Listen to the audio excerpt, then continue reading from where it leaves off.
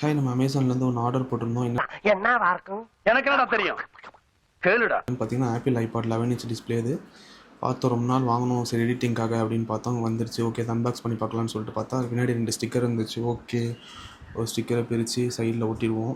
அப்புறம் வந்து